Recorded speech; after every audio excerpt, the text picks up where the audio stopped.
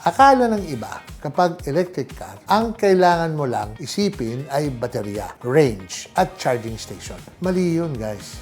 Kasi kahit spacey pa ang dashboard mo, kung mali ang gulong mo, bro, high-tech ang kotse mo pero low-tech naman ang kapit mo sa kalsada. Bago tayo magsimula, subscribe na muna kayo sa channel natin dahil araw-araw tayo gumagawa ng bagong content tungkol sa kotse, driving, maintenance at buhay ng motorista. Eh, hindi naman kayo nagsusubscribe. Subscribe naman. Okay, now, kailangan ba ng EV ng special tires?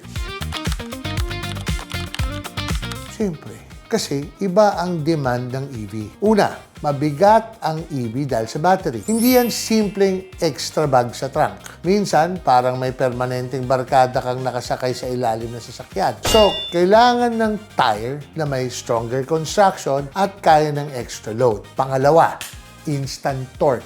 Pag-apak mo, humahatak agad yan. Walang drama, walang build-up, walang wait lang. Nag-iisip pa ako. Pero dahil doon, mas mataas ang stress sa gulong. Mas mabilis siyang mapudpod kung hindi siya bagay sa EV. Pangatlo, tahimik ang EV. Kaya kapag maingay ang gulong mo, maririnig mo yan. Parang buong kasaysayan ng Pilipinas nakasalalay sa gulong mo kasi naririnig mo yung istorya. Yung dating hindi pansin sa gas, sa EV, parang nagrarap na gulong sa ilalim ng sasakyan. Kaya importante ang EV-compatible tires. Mas mababa ang noise level, better comfort, better durability, at lower rolling resistance para makatulong sa range. And sakto nga, may promo ngayon ng Continental Tires Philippines. From July 1 to August 15, may 25% off sa Continental Passenger and Light Truck tires. So kung naka-EV ka, plug-in hybrid, or planning kang bumili ng EV, huwag puro charger ang isipin. Isipin mo yung apat na bagay na tunay na humahawak sa kalsada. Ang EV,